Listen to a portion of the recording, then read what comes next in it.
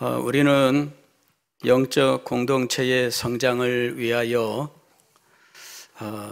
많은 문제들을 함께 생각하는 가운데 있습니다. 지금까지는 여러 가지 이 교회 공동체의 영적 성장을 위해 우리가 알아야만 되는 원리들을 함께 생각을 했습니다.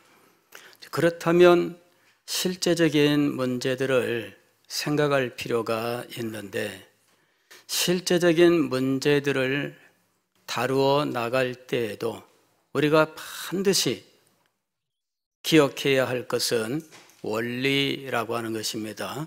원리와 원칙, 이 대전제, 이런 것들을 놓치면 안 됩니다. 항상 실제적인 문제 속에 들어갔을 때에 우리가 실패하는 이유 중에 하나는 원리를 잊어버리고 항상 부닥치는 문제들만 가지고 그 문제에 그만 무너지고 마는 경우입니다.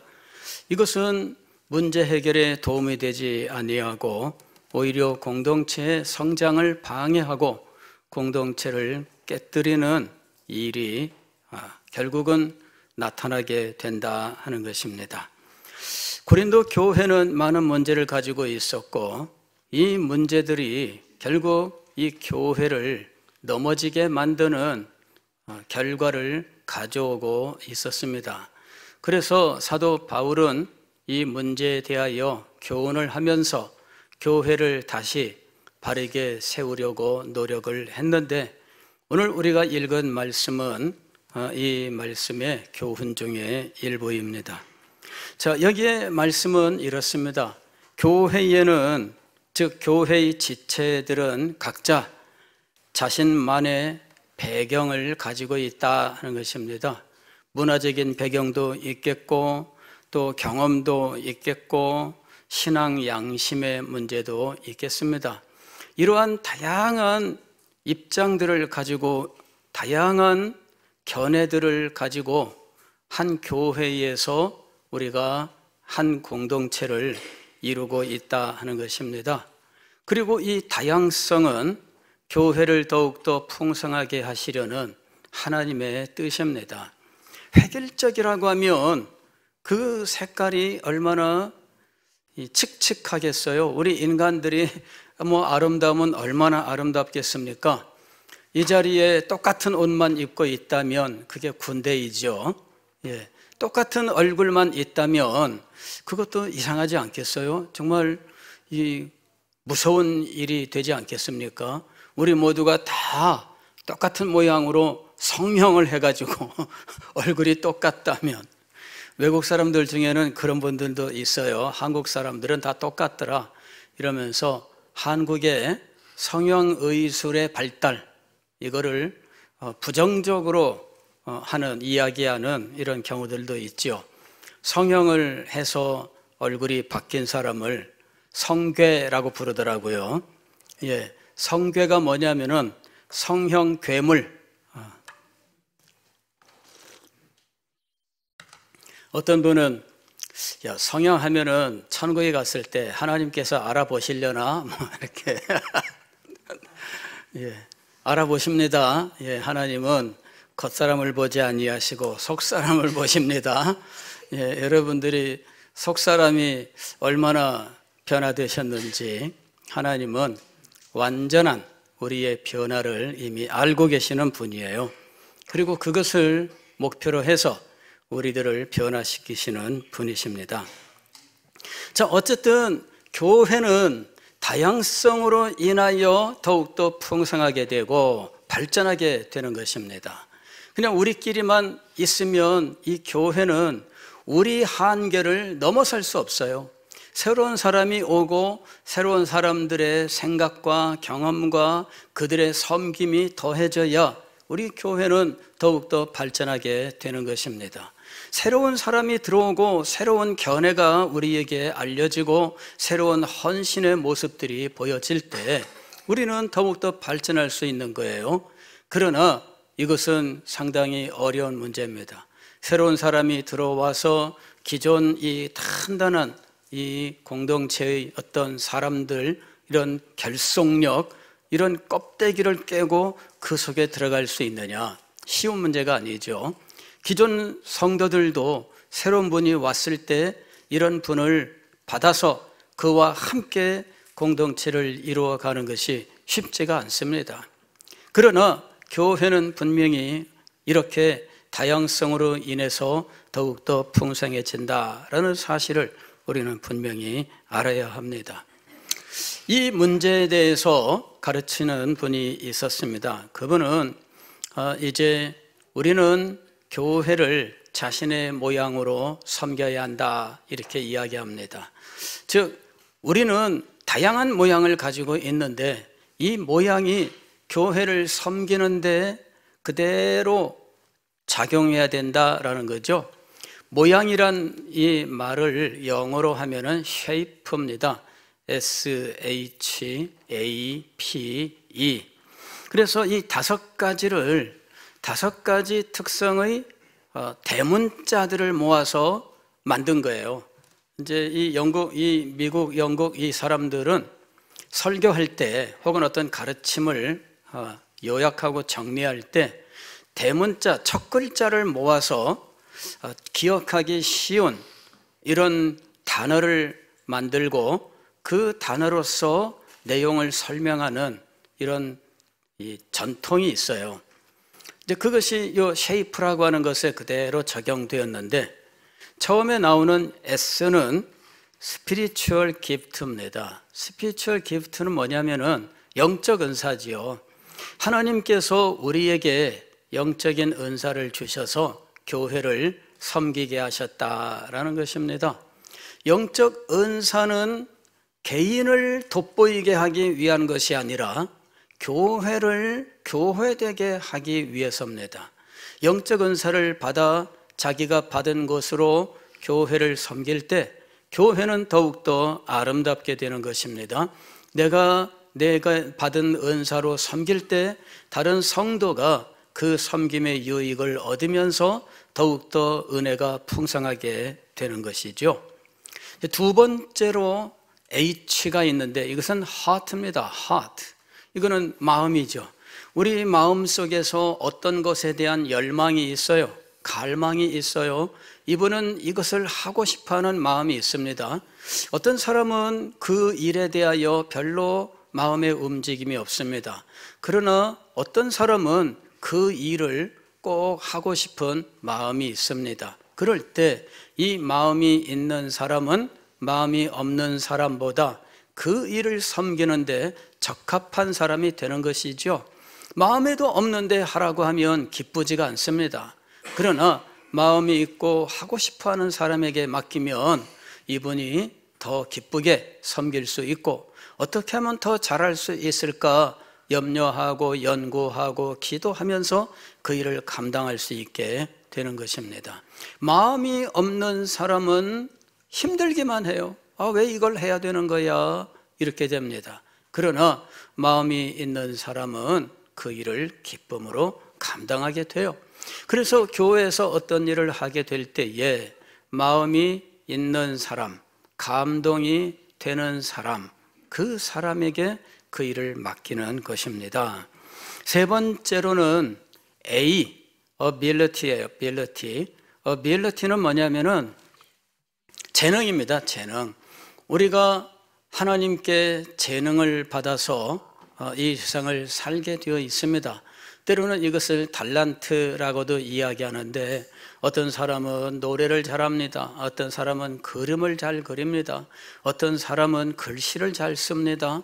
어떤 사람은 다른 건 없는데 힘을 잘 써요. 이 다양한 특성들을 가지고 있습니다. 이런 재능들을 다양한 곳에서 우리가 필요로 하는 곳에서 사용할 수 있어야 된다 하는 것입니다. 네 번째로는 personality라고 하는 거예요. personality는 뭐냐면은 이거는 그 사람의 성품의 특성입니다. 성품의 특성. 어떤 사람은 아주 무슨 일을 하든지 그냥 반듯하고 바르고 원칙적이고 뭐 이런 특성을 가진 분이 있습니다. 그런데 어떤 사람은 감싸주는 특징을 가진 사람이 있어요. 그래서 이 원칙적으로 올곧게 해야 된다 이러는 사람도 필요하고 감싸주는 사람도 필요한 거예요. 교회 안에 그냥 법대로 원칙대로 착착착 그냥 칼로 두부 자르듯 무 자르듯 아주 각지게 이런 사람도 필요하지만, 그러나 어떤 사람은 동일한 칼을 가지고 이렇게 저렇게 돌려대더니 예쁜 예술 작품이 되기도 하는 거예요. 같은 칼이지만 이 칼이 어떤 사람은 반듯하게 자르는데 특화되어 사용되고, 어떤 사람은 이걸 가지고 아주 이렇게 저렇게 돌리는데 신기하게도 예쁜 꽃이 나와요. 어떤 사람이 수박을 가지고 탁탁탁 잘랐는데 이게 우리가 잘 먹을 수 있는 수박 화채용 수박 덩어리가 됐어요. 어떤 사람은 이걸 가지고 칼로 막 깎더니 아주 예쁜 장미꽃이 나오는 겁니다. 똑같은 칼이지만은 이렇게 다양합니다. 우리의 마음의 특성도 마찬가지입니다. 어떤 사람은 바르게 하기를 원하고, 어떤 사람은 감싸주기를 원하고, 어떤 사람은 강력하게 하기를 원하고, 어떤 사람은 좀 달래가면서 하기를 원하고 이렇습니다. 그런 특성들이 교회 안에서 다 발휘되어야 한다 하는 것이죠. 마지막에 끝에 글자는 이입니다. 이것은 experience예요. experience. 이건 뭐냐면 경험이에요. 경험은 다양한 내용을 가지고 있습니다. 가족 내에서 가족 경험이 있습니다. 가족 경험 어떻게 했느냐가 그 사람의 생각과 삶에 영향을 미치고 있어요. 또 교육의 경험입니다. 어떤 사람은 교육을 그냥 조금 받을 수 있지만, 어떤 사람은 교육을 많이 받을 수 있습니다. 어떤 사람은 서울에 있는 곳에 학교에 가서 교육을 받을 수 있고, 어떤 사람은 지방에서 교육을 받을 수 있어요. 어떤 사람은 외국에 가서 공부를 할 수도 있습니다. 이런 각양의 교육 경험이 우리에게 존재하고 있습니다. 그것이 어떻게 교회를 섬기는 일에 사용될 수 있는가? 또 이 교육과 밀접하게 연관되어 있는 것이 직업이죠. 그의 전공과 직업. 물론 현대 사회는 전공과 직업이 반드시 일치하지는 않습니다만은, 그러나 어쨌든 전공과 직업이라고 하는 것이 그 사람이 우리 교회를 섬기는데 유용하게 작용한다 하는 것입니다. 그런 것들이 발휘될 수 있어야 하는 것이죠. 어떤 사람은 섬김의, 즉 봉사의 경험이 있어요. 어느 분야에서 봉사를 많이 했느냐, 한 분야에서 오랫동안 또 깊이 봉사를 했느냐, 아니면은 다양한 분야에 이 사람이 깊지는 않지만 그러나 다양한 부분에서 섬겼느냐, 이런 것들이 또 공동체를 섬기는데 유용하게 쓰임받을 수 있는 것입니다. 그 다음에 중요한 것은 고난입니다. 이 사람이 어떤 고난을 경험했느냐, 고난의 경험은 교회를 섬기는데 아주 중요한 거예요. 고난이 전혀 없는 사람과 고난이 있는 사람은 교회를 섬기면서 다른 성도들을 섬기는데 전혀 다른 모습을 보여줄 수 있습니다. 고난을 경험한 사람과 고난을 경험하지 못한 사람, 아니 고난도 동일한 고난을 경험한 사람이 있다면 그 사람에게 더욱더 부드럽게 다가가서 위로할 수 있고 세워줄 수 있는 거예요. 그래서 고난은 아주 중요한 은사인 겁니다. 사도 바울도 자신이 고난받은 것이 오히려 고난 중에 있는 성도들을 세우는데 아주 유용한 하나님의 뜻이었다라고 하는 사실을 고백합니다. 내가 고난당한 것이 너희에게 유익이다, 이렇게 이야기를 합니다. 왜? 성도들에게 목사의 고난은 유익입니다. 고난이 없는 목사는 성도들의 아픔과 괴로움을 이해할 수 없어요.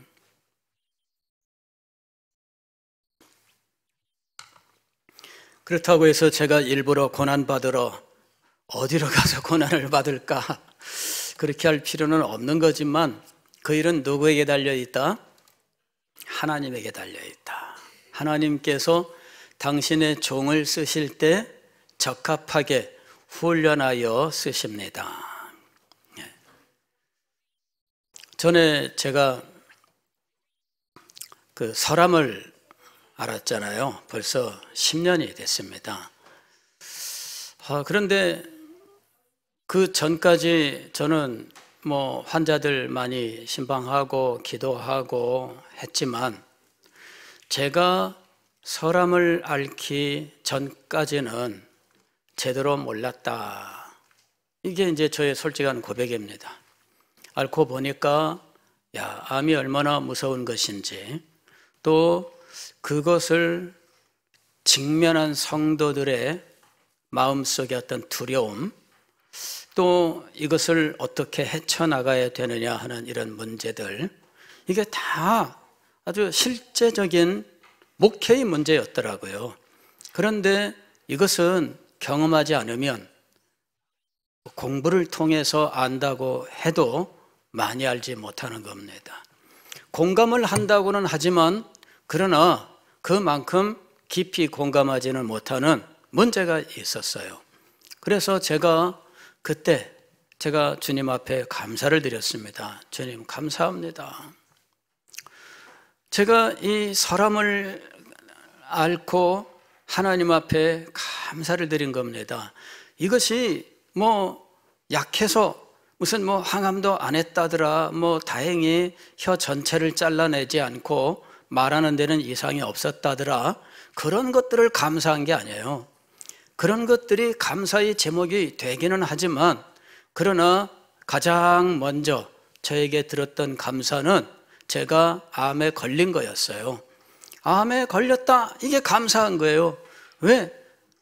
그 당시에 우리 성도들 가운데 암에 걸린 성도들이 많았어요.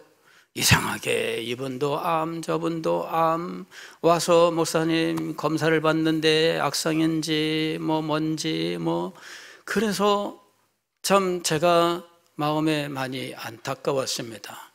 제가 하나님이라면 탁탁 고쳐드리겠는데, 그래서 제가 신유의 은사를 받았으면, 신유라는 게 뭐예요? 하나님의 치료라는 말입니다.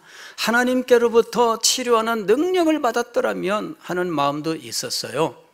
그런데 그 당시에 암 판정해갖고 막 이 사람도 저분도 이렇게 되는데 위기감을 느꼈습니다.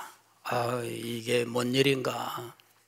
이게 뭔 일인가? 근데 저도 암이 걸린 거예요. 그래서 제가 하나님 앞에 감사를 드렸습니다. 내가 우리 성도들을 목회하려고 하면 암에 걸린 성도들도 분명히 생기는데 이분들을 목회하기 위하여는 내가 암에 걸린 것이 유익하다. 이게 솔직한 겁니다. 제가 감사를 드렸어요. 하나님 감사합니다. 그것이 앞으로 어떻게 될는지는 몰라요. 그러나 이것이 성도들을 이해하고 그들과 함께 기도하는데 얼마나 유용한지, 그 뒤에 암에 걸린 성도들이 여러분이 생겼지만 그분들과 함께 공유할 수 있는 경험이 있었어요. 나도 암에 걸렸었다라고 하는 것이죠.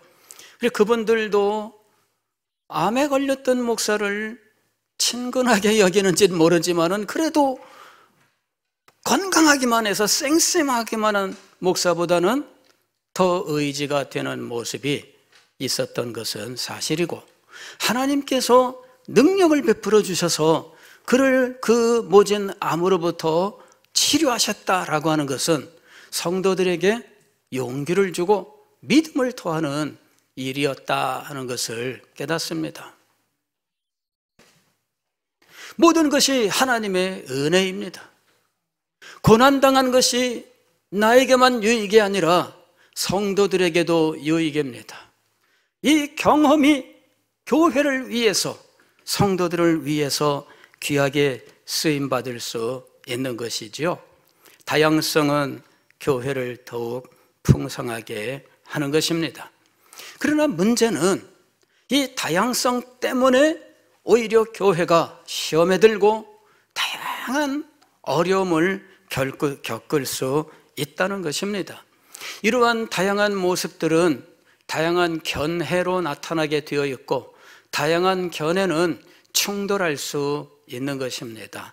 이런 충돌 때문에 다양한 문제들이 발생하고, 때로는 분열하고 때로는 떨어지고 하는 상황이 나타나게 되는 것입니다. 자, 이렇게 다양한 견해들이 충돌할 때 우리는 어떻게 이 문제를 해결해야 할 것인가? 다양성이 교회를 더욱 풍성하게 하고 아름답게 세우는데 정말 긍정적으로 사용되기보다는 오히려 교회 공동체를 해치는 일로 나타나게 되었을 때 우리는 어떻게 해야 할 것인가 하는 것입니다. 이것이 성경이 분명하게 규정한 문제라면 우리가 기본적으로 다 믿음을 가진 사람 입장에서 성경의 가르침에 무조건 순종해야 할 것이고, 성경 구절만 갖다 대면 문제가 다 해결될 겁니다. 그러나 성경이 명확하게 말씀하고 있지 않는 분야가 반드시 있게 마련입니다. 사도 바울이 교회의 다양한 문제들에 대하여 교훈을 했지만 그럼에도 불구하고 다 다루지 못했던, 아니 그 시대에는 나타나지 않았으나 지금 새롭게 나타나는 문제들도 있습니다. 어떻게 이 문제들을 해결해야 할까 하는 것이지요. 칼빈은 기독교 강요 제3권 19장에서 그리스도인의 자유라는 제목으로 이런 문제들을 일부 다루고 있습니다. 이 그리스도인의 자유에서 우리는 율법으로부터 자유함을 얻었다, 우리는 죄로부터 자유를 얻었다, 이렇게 이야기를 합니다. 그래서 우리는 더 이상 율법의 규정 이런 것들에 매여 있지 않다. 그래서 우리는 이것을 할 수 있느냐 할 수 없느냐 이런 문제를 가지고 고민할 필요가 없다, 이렇게 이야기를 해요. 문제는 뭐냐면은 이런 자유를 가지고 교회를 또 교회의 지체들을 섬기기보다는 오히려 많은 문제들이 발생하고 있다는 것입니다. 그리고 성경이 명확하게 말씀하고 있지 않다면 사람들이 고집하는 일들이 있다는 것이죠. 그것 때문에 많은 문제들이 발생하는 겁니다. 어떻게 해야 될까요? 칼빈은 이렇게 이야기합니다. 그리스도인은 자유하다고 해서 방종해서는 안 된다. 이거는 우리가 사회 시간에도 배우는 거잖아요. 민주주의 사회에서 우리는 자유한 사람들이지만 그러나 방종으로 흘러서는 안 된다. 그런데 우리 그리스도인의 삶의 원칙도 마찬가지예요. 고린도전서 10장 23절이 이것을 말씀하고 있습니다. 모든 것이 가하나 모든 것이 유익한 것은 아니요, 모든 것이 가하나 모든 것이 덕을 세우는 것은 아니니. 다 할 수 있다. 그러나 그걸 할 수 있다고 해서 그것이 유익하냐, 또 덕을 세울 수 있는 일이냐. 이때 유익과 덕이라고 하는 것은 누구의 관점이냐면 공동체의 관점이에요. 내가 그걸 할 수 있습니다. 그러나 공동체를 위하여 그 일이 유익하냐 하는 거죠. 내가 자유롭게 할 수 있는 것이 1번이 아니라 그 자유조차도 공동체를 유익하게 할 수 있느냐, 이것을 가지고 판단하는 거죠. 또 덕을 세운다 이랬습니다. 덕을 세운다고 하는 것은 다른 성도들에게 믿음의 유익을 주는 걸 말하는 거예요. 믿음의 유익을 주는 것이 아니라 믿음을 해치고 그 마음을 은혜로부터 떨어지게 만드는 것은 자유가 아니라는 거죠. 내가 내 자유로서 교회에 덕을 세운다라고 이야기합니다. 덕을 세운다라는 것은 교회를 유익하게 하고 성도의 믿음을 세우는 것을 의미하는 거예요. 모든 것이 가하나 모든 것이 유익한 것은 아니요, 모든 것이 가하나 모든 것이 덕을 세우는 것은 아니니. 전도회에서 원례회를 할 때에 우리는 어떤 사업에 대하여 자기의 입장을 말할 수 있습니다. 그러나 여러 사람들이 이렇게 하자라고 할 때 그 의견에 내가 순복하는 이유는 덕을 세우기 위해서지요. 내가 끝까지 원례회에서 그렇게까지 고집해야 될 문제가 얼마나 있을까요? 진리에 관한 문제로 원례회에서 그렇게 고집하고 다퉈야 될 문제가 얼마나 있을까요? 그렇지 않습니다, 여러분. 원례회에서 나오는 문제들은 진리 문제일 가능성은 거의 없습니다. 그냥 어떤 일을 어떻게 하느냐의 문제인데 그 문제는 여러 사람들과 화합하는 방향으로 결정하는 것이 옳습니다. 다른 사람들도 그렇게 생각하면 그쪽으로. 우리가 왜 다수결 원칙이라고 하는 것을 세울까요?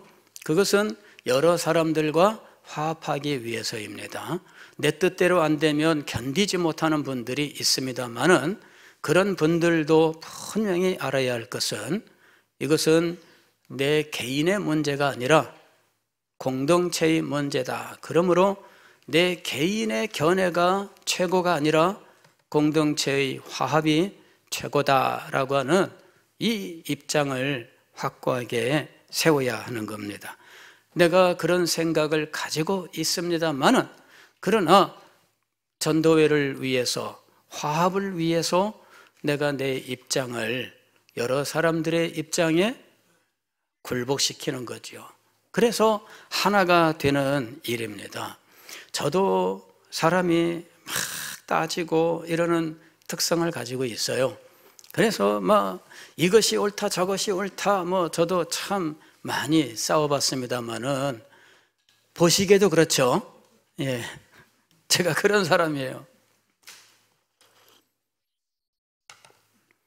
그런데 양보하라 하는 것입니다. 진리의 문제가 아니라면 양보하라.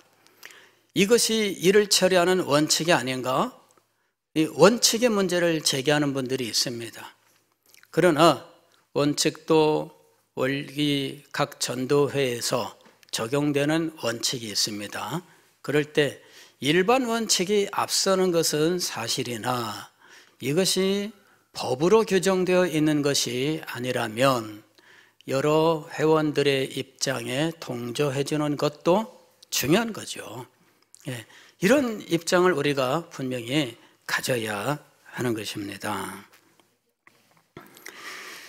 칼빈은 이렇게도 이야기합니다. 그리스도인은 자신의 자유를, 즉 자신의 견해 때문에 탐식과 사치에 이용해서는 안 된다. 조금 비싼 거 먹을 수도 있고 싼 걸 먹을 수도 있지요. 그런데 그렇기 때문에 나는 비싼 거, 이제 이렇게 탐식과 사치, 내가 능력이 된다면 얼마든지 할 수 있겠지요. 그러나 그것조차도 내가 탐식과 사치로 흐르게 해서는 안 된다는 거죠. 절제하고 또 다른 성도들의 마음도 살펴서 이 부분에서 시험 들지 않도록 해야 된다 하는 것입니다. 계속해서 칼빈은 이렇게 이야기합니다.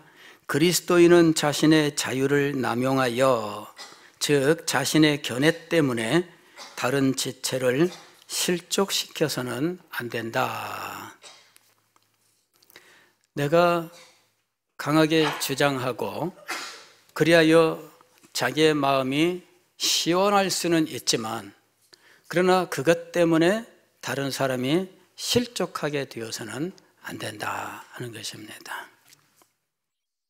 계속해서 그리스도인은 자신의 자유를 포기할 수도 있어야 한다. 즉 자신의 견해를 포기할 수도 있어야 한다. 어떤 경우에 포기하느냐? 세 가지 경우입니다. 첫째는 다른 지체의 양심을 위하여. 약한 지체는 아직 거기까지 생각할 수 없습니다. 그럴 때 그 약한 지체의 양심을 위하여 내가 포기할 수 있다. 심지어 사도 바울은 이렇게 이야기합니다. 내가 고기를 먹을 수도 있고 먹지 않을 수도 있다. 그러나 내가 고기를 먹는 일로 믿음이 약한 성도를 실족하게 한다면 나는 평생 고기를 먹지 않겠노라. 이게 포기예요. 할 수 있습니다. 그러나 내가 포기하는 겁니다. 이 포기하는 것이 자유예요. 포기가 자유입니다. 우리는 포기하면 절망과 실망 혹은 자기의 자존심을 묵살된 이런 식으로 생각하는데 그렇지 않습니다. 내가 형제의 양심을 생각하여 자매의 양심을 생각하여 이렇게 선택하는 것은 나의 자유예요. 그리스도인의 자유란 제목이 붙은 이유가 바로 그것입니다.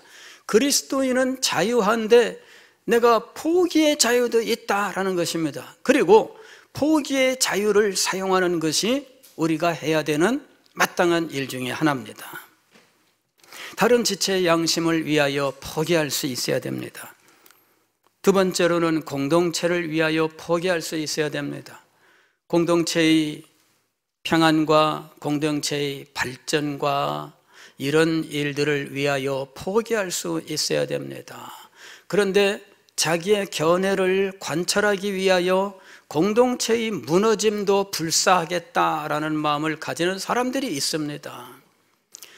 공동체를 깨뜨리러서라도 내 입장, 내 견해를 관철해야 되겠다라고 생각하는 분들이 간혹 있습니다.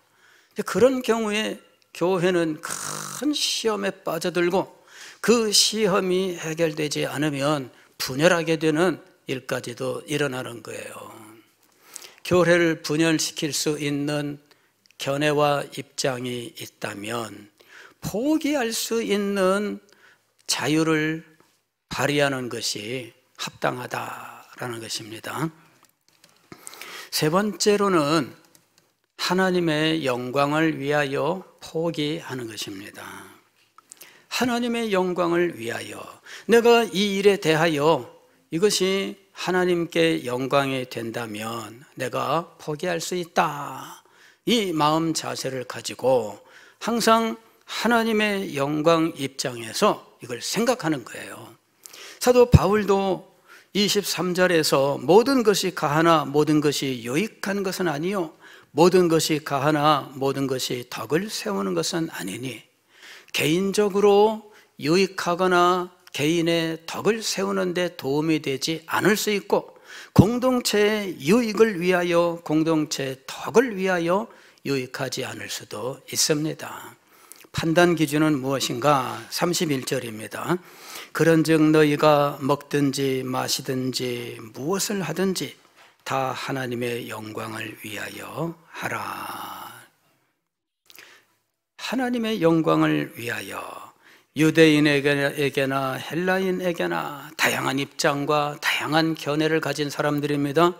유대인과 헬라인은 그 격차가 아주 대단합니다. 그러나 그 모든 사람들에게 하나님의 영광을 위하여 또 하나님의 교회에나 거치는 자가 되지 말고 이것이 아주 중요한 원리입니다. 이것을 교회 역사에서는 아디아프라의 문제다 이렇게 이야기들을 합니다. 아디아프라라고 하는 건 뭐냐면은 성경이 명확하게 규정하고 있지 않은 문제들입니다. 때로는 이것이 사소한 문제, 주변의 문제 이런 식으로 이야기들 되기도 하고 혹은 견해 차이 이런 식으로 이야기하기도 하는 부분이 아디아프라의 문제예요. 이런 문제를 우리가 해결해 나아갈 때 어떤 입장 혹은 원칙 혹은 순서가 있느냐 하는 것이죠. 가장 먼저는 성경의 원리입니다. 성경의 원리. 두 번째는 교회 법의 원리입니다. 교회 법의 원리. 세 번째로는 목회자의 지도입니다. 이 세 가지의 원리를 기억하셔야 돼요. 첫째는 무엇입니까? 성경입니다. 두 번째는 무엇입니까? 교회 법입니다. 세 번째로는 무엇입니까? 목회자의 지도입니다. 여기서 우리가 성경과 교회법에 대해서는 다 이견이 없어요. 그리고 굉장히 명확합니다. 그러나 목회자의 지도에 대해서는 그렇게 마음의 평소에 생각지 않고 지내는 일들이 많아요. 물론 목사님이 말씀을 가르치고 말씀에 순종하세요라고 하지만 어떤 개별적인 구체적 문제에 들어갔을 때에는 목사님의 지도가 안 통하는 경우들이 참 많아요. 말씀에 기록되어 있나? 이렇게 나오는 거죠. 예. 근데 목회자의 지도를 따르는 것이 아주 중요한 거예요. 여러분은 이걸 분명히 하고 있어야 됩니다. 노회가 저를 서대신 교회의 담임 목사로 위임식을 거행을 했습니다.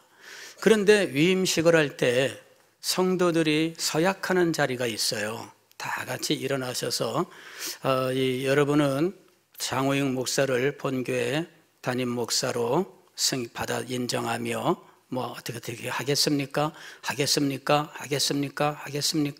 서약받는 일이 있습니다. 그 서약을 했기 때문에 제가 여러분들을 지도할 수 있는 거예요. 왜? 서약에 의해서. 그게 법적 장치입니다. 서약이 있느냐 없느냐 이건 중요한 거예요. 서약이 없는 목사는 여러분들에게 대하여 법적 권한이 없습니다. 그러나 서약이 있는 목사는 여러분들에게 대하여 법적 권한이 있습니다. 제가 당회장인 이유는 법적 권한 때문이에요. 그래서 이 권한은 법으로 보호받고 있는 거예요. 이 법은 우리가 신앙의 원리하에서 순종해야 되는 법입니다. 이게 교회의 법이에요. 그래서 서약이 있느냐 없느냐 아주 중요합니다. 때로는 교회가 징계를 행하는 일이 있습니다. 권징을 행하죠. 권징을 할 수 있는 이유는 서약 때문입니다. 서약이 없는 사람은 권징 못합니다. 서약이 있는 사람은 권징이 가능해요. 왜? 본인이 그렇게 하겠노라 이렇게 약속한 일이기 때문입니다. 우리 교회에 등록하시는 분들이 있습니다. 등록하시는 분들은 제 위임식에 참석해서 서약한 거 아니에요. 그럼에도 불구하고 교회 등록하시는 분들은 그 서약에 동의하고 등록을 하시는 겁니다. 본 교회에 등록 교인이 된다고 하는 것은 그 서약에 동의하고 들어온다는 것을 의미하는 거예요. 그래서 등록 교인은 교회의 법을 순종하고 목사의 가르침과 지도를 순종해야 하는 것입니다. 개인적 견해가 있을 수 있습니다. 그리고 보통의 경우는 그런 견해에 대하여 우리는 자유롭게 서로 부딪히면서 조정해 가면서 해결하도록 합니다. 그러나 이것이 공동체에 해가 되는 경우라면, 이것이 신앙 양심을 해치는 문제로 발전한다면 이는 성경이나 교회의 법이나 혹은 목사의 지도로 해결해야 하는 것입니다. 그때 목사의 지도는 어떤 개인이 가진 견해와 다를 수 있습니다. 나는 그렇게 생각 안 하는데 이럴 수 있습니다. 그러나 그때에 우리가 가져야 되는 기본적인 자세는 무엇이냐면 목사님의 지도에 순종한다라는 것입니다. 그러나 그럴 때라도 자기는 왜 그렇게 생각했는지에 대해서 이야기하면서 같이 이 문제를 풀어나가려고 해야 되는 거예요. 문제가 있을 때 목사를 찾아오는 이유가 있습니다. 찾아와야 되는 이유가 있습니다. 목사를 찾아오지 아니하고 자기의 생각과 견해를 강조하고 그 견해가 마치 성경의 견해인 것처럼 절대화시켜서는 안 됩니다. 목사를 찾아와서 그 문제를 상의하고 자기는 이렇게 생각합니다라고 말을 해야 되는 이유가 있습니다. 그거는 여러분들이 신앙생활 그리고 교회 생활을 할 때 평생 가져야 되는 기본적인 원리예요.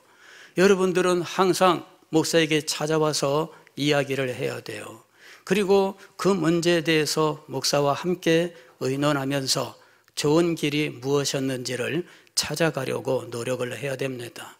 그런 것 없이 우리 목사님은 나랑 안 통해, 그러니까 아예 딱 단절하고 내 생각대로, 여러분 그 하나님이 기뻐하시는 원리가 아닙니다. 이것을 우리가 잘 알아야 돼요. 무슨 기계적으로 목사의 가르침을 그냥 무조건 순종해라, 이래서 독재권을 가진 것처럼 막 하는 이런 경우들이 있습니다만은 그것이 아닙니다. 목사에게 찾아와서 이야기하고 그리하여 성경적으로 또 교회법으로 혹은 교회의 전통은 절대법은 아닙니다만은 그렇게 행해왔던 역사적인 정황이 있어요. 여러 사람들의 의견이 함께 모아지면서 그렇게 해왔던 이유가 있습니다. 그 이유를 살피는 것은 지금 새로운 결정을 위하여 아주 중요한 거예요. 그래서 과거의 전통을 살피는 것은 정말 중요합니다. 그런 일들이 결정될 때 목사의, 제가 아닌 다른 목사의 그 목회관도 작용해서 수십 년 동안 내려온 것일 수도 있고, 제가 그러한 전통을 또한 저도 거기에 관여했을 수도 있습니다.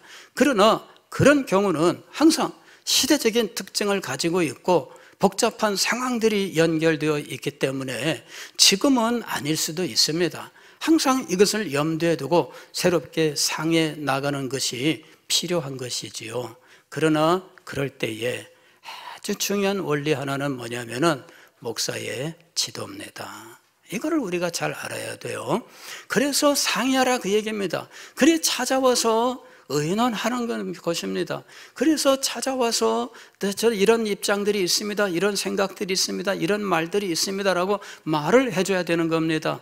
그래야 저도 다양한 생각들을 알고 그런 입장들을 다양하게 검토하고 그래야요, 우리 현재 이러한 문제가 있구나라고 하는 것을 알고 어떻게 하면은 이것을 하나님의 영광을 위하여, 교회의 유익을 위하여 잘 해나갈 수 있을까 고민하고 기도하게 되는 것입니다.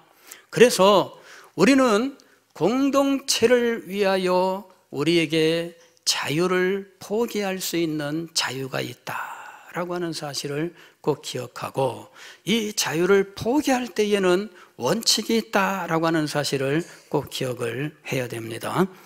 자유를 포기하는 원칙. 첫째는 성경, 그죠? 성경의 가르침이에요. 둘째는 교회 법입니다. 셋째는 하나님의 영광을 위하여인데, 그러나 이 모든 일을 함에 있어 목회자의 지도, 목회자에게 이야기를 하고 상의하고 상담하고 하는 문제가 아주 중요하다라고 하는 사실을 꼭 기억하시기 바랍니다. 그래야 교회 공동체가 사는 거예요. 이 원칙을 지키지 않으면 공동체가 얼마나 큰 어려움을 겪는지 몰라요. 은혜롭게 발전하는데 장애가 되는 것입니다. 기도하겠습니다.